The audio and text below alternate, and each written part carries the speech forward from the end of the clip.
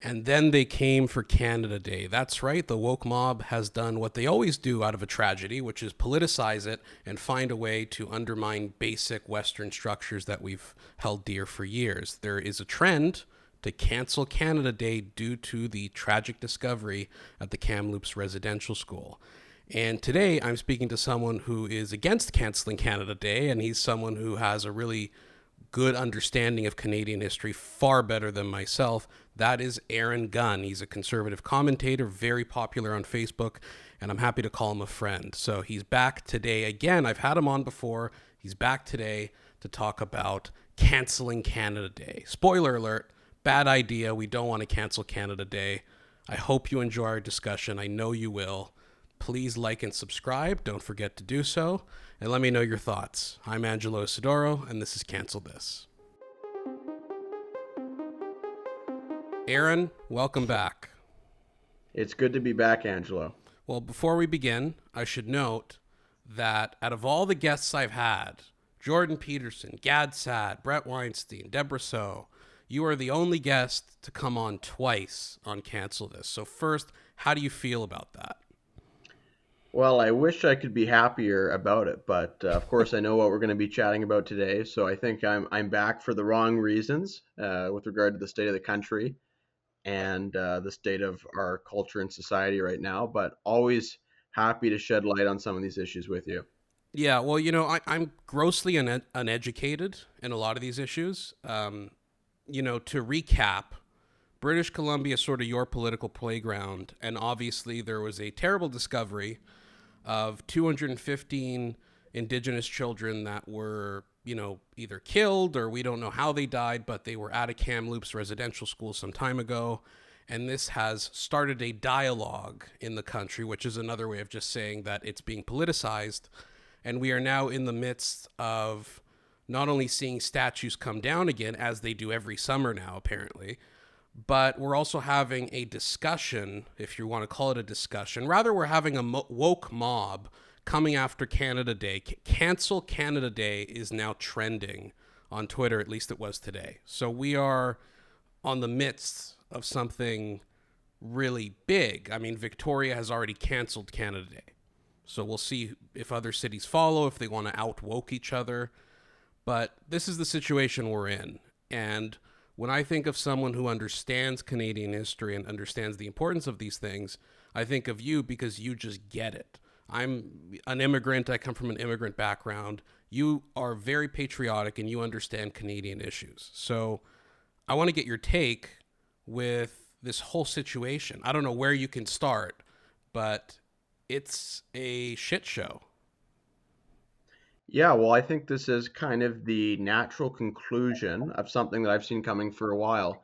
When you see them go after the statues, they target specifically John A. Macdonald. Why do they do that? Not because John A. Macdonald had any particular hand in this in a particular policy. I mean, if you want to talk about residential schools, they started way before John A. Macdonald. They continued long after, but their specific focus is on him because he's the founder of the country. And the goal of many of these radicals and these activists or these university professors who are kind of giving oxygen to this movement is to defame Canadian history, tear it down, and tear down the institutions that were built many times hundreds of years ago, and replace it with new institutions uh, that they think will be more just. And it all stems from the same kind of postmodernist stuff that I'm sure many of your other guests have talked about. And it is clear that that's what they're trying to do. And cancel Canada Day is the perfect. I mean, what a they've determined and they've figured out that it's very hard to argue to tear down the past of a nation and the institutions of a nation without first making the individuals in that country dislike their own past history and just with the general culture of patriotism, which obviously still permeates Canadian society. Yeah, it's a pretty good slogan, isn't it? Right? Like, cancel Canada Day is a lot better than decapitate Sir John A. Macdonald. And I think, there's a lot of narratives floating around where you have politicians or just, the wokesters basically saying, well, it's only for this year. Like, let's just cancel it this year because of what we discovered and we'll have Canada Day next year. And I think, you and I both know that if that happens, if the country collectively cancels Canada Day, we're never going to have Canada Day again. It's just going to slowly and gradually slip away, and it's going to be something that's gone. Now, for those listening, I don't want it to sound like we're both going to die on a hill for a holiday. I think what we're talking about here is something much larger in terms of what the other side wants to do. Now, for someone who, buys into the idea that some people are good actors, that these people are, their intentions are good in canceling Canada Day, they're not malicious. I personally believe they are, but let's say they aren't, right? How do you reconcile what happened in Kamloops with Canadian history? How can we accept the past and move forward as Canada? Well, I think there's a couple things to kind of unwrap there. The first would be when you say what happened in Kamloops, is 90% of the facts are still unknown in this case. So it's hard to reconcile.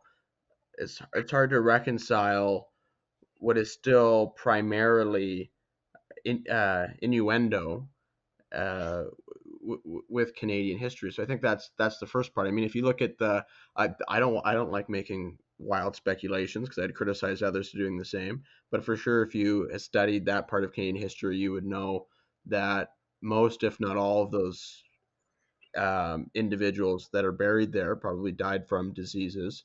In the case of tuberculosis, diseases that you usually acquire years in advance from actually dying from them. But of course, the answer is still a tragedy because anytime a child dies, it's a tragedy, and we don't know. But the other thing, I think the bigger picture, Angelo, is kind of regardless is that no country is perfect, no person's perfect. We're always changing, we're always evolving, we're always getting better. And that's not a reason to not celebrate your past and how far you've come. You look in Canada, this is arguably the greatest country in the world. It's full of opportunity, it's full of uh, pathways for success. Millions of people have come from all over the world, every ethnicity, religion, creed, skin color, you name it, have come here, stayed, found success. And you can't say that about almost any other place in the world. So the fact that we're not perfect is not a reason not to be proud of being Canadian. And I think you look back at our history as well. I mean, this is a country that served as the arsenal for democracy through two world wars. This is a country that, you know, the founding of the nation, which usually involve campaigns of conquest and bloodshed, was accomplished primarily through compromise and negotiation. So I think there is lots to love about this country and its history and how far we've come today. And I don't think the fact that that we're not perfect should get in the way of that. So then what would you say? This is me playing devil's advocate because you and I basically agree on like 99% of things. So this is me as well, actually, no, I was going to say this is me as an indigenous person, but I don't want to. Let's pretend.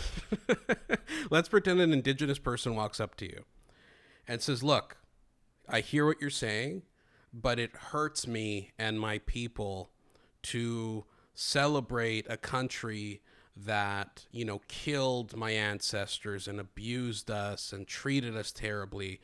How can I reconcile the pain that my people have felt with the apparent pride we should have in this country?" Well, I think there's a couple things to unwrap there. The first is that there is, and one of the things that these activists are capitalizing on is the profound ignorance of most Canadians of their own history. I know JJ McCullough, I think we were chatting earlier, had a tweet that encapsulated this perfectly. Can't remember exactly what it said, but it's basically that most Canadians are debating these different historical figures after Googling them 5 minutes earlier. And so I think that's a big challenge, and that's a big challenge for all Canadians, indigenous or not. It's a profound amount of misinformation. The truth is that many of the challenges faced by Indigenous communities um, predate predate John A. Macdonald, certainly. And when you want to talk about colonialism, I mean, colonialism, if you in the context of history, was an inevitability. I mean, if the British didn't come to North America, somebody else would have come to. I mean, France was here already. Spain was here in different areas already, and so that was the case. And since Canada was founded in 1867, I think we've done as good a job as any other country in the world of being tolerant and creating a place where people can come and succeed and raise their families. And we've been far from perfect, but that seems to be the quote that I'm looking at it is activists are trying to get people to see the glass as 50% empty when in reality it's 95% full. So there is a matter of perspective and optics, but there's also a huge level of misinformation that's being thrown into the mix as well.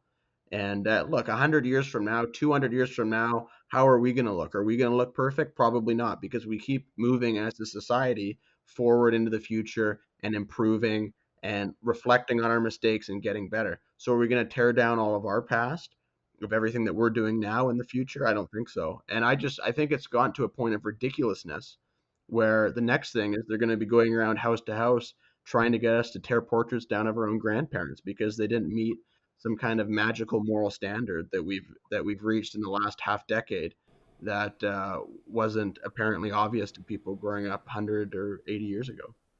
Yeah, well, I certainly don't want to see my statue torn down. I think that would be just tragic for the country. But, you raise a good point, which is that it's all comparative. That essentially, without sounding hyperbolic, Canada probably is the most liberal, the most tolerant, the most open and free country on earth, right? It doesn't make us perfect, but the fact is that right now, while we're talking about our past and what we've done to certain ethnic groups in the past, ethnic groups in China are being sent to detainment camps and are being, genocided out of history.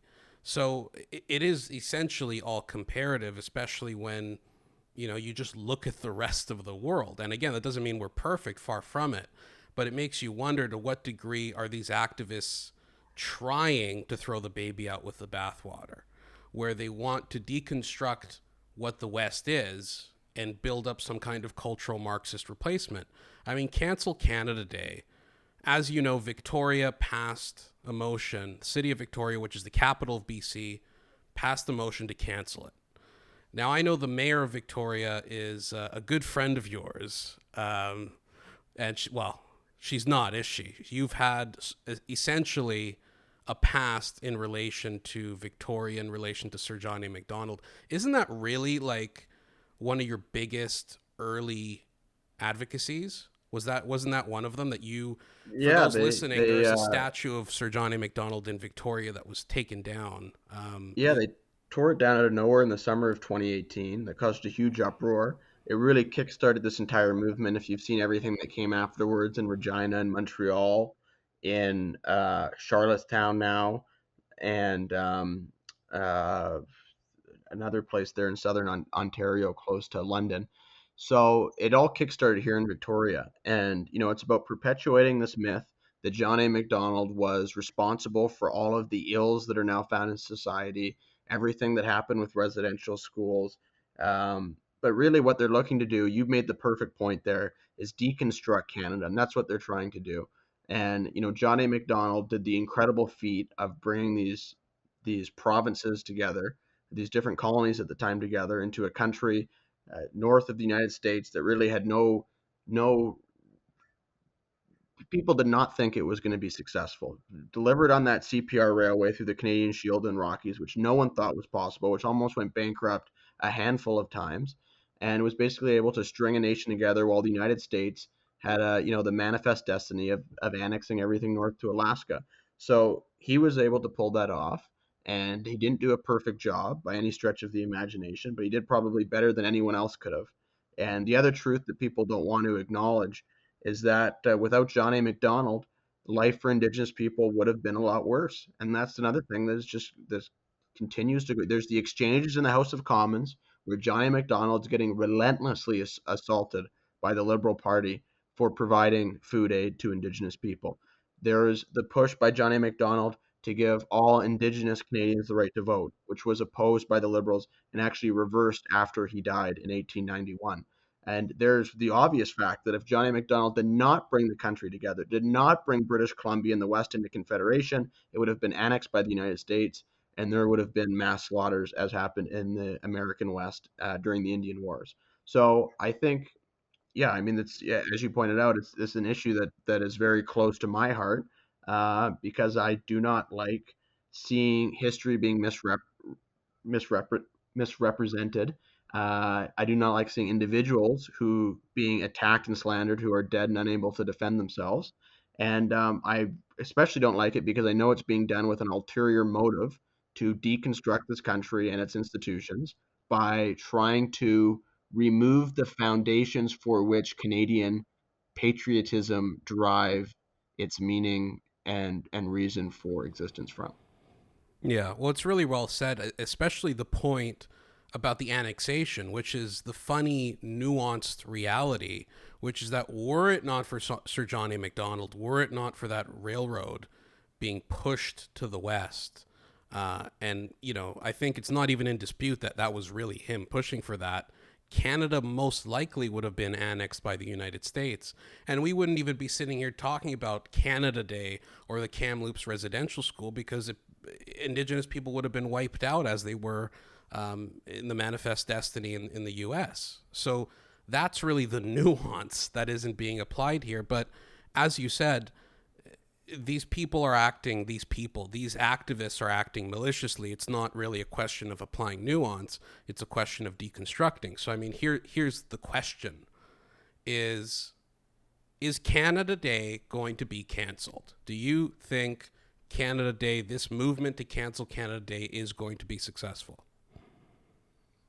I think it depends on who rises to oppose the attempts by these radicals to do just that. I think they're making traction. They're clearly getting traction. I do not think they have anywhere near to a majority support in this country. I think they're going to find a very uphill battle on this because Canadian patriotism is reasonably well ingrained in our culture.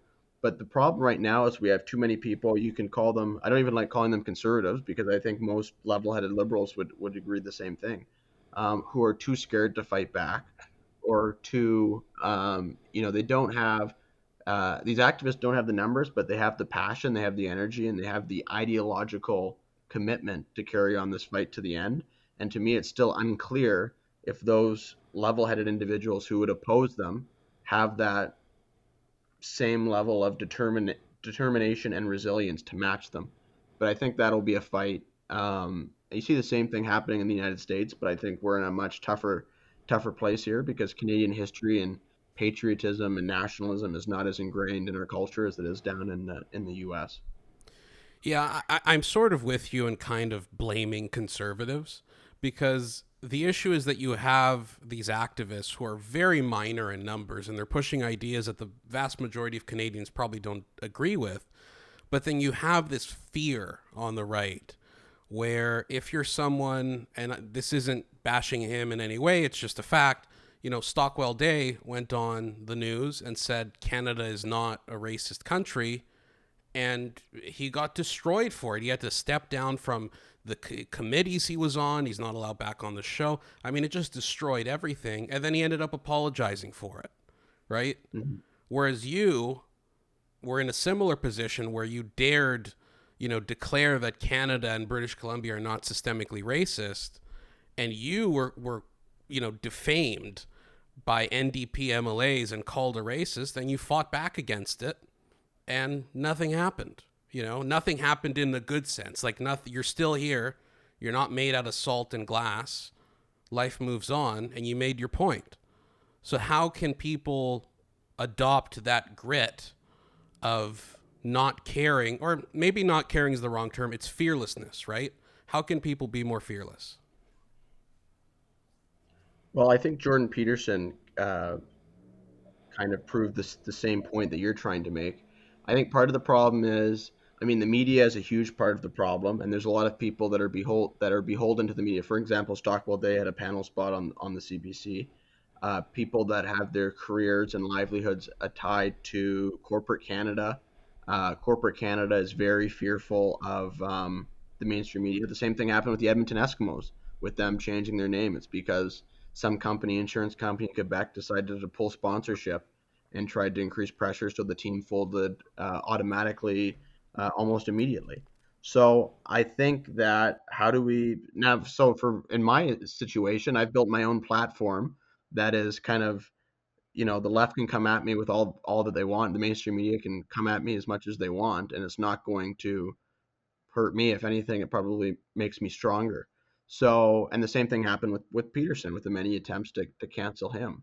So, and by the way, I think that's why you see this growing move to by the left to try to crack down or pressure tech companies to censor people and remove them from their platforms, because that's one of the things that's standing in the way of them having complete control over the narratives in society and closing that Overton window completely, is the fact that most people still have a reasonable freedom to express themselves over these alternate channels.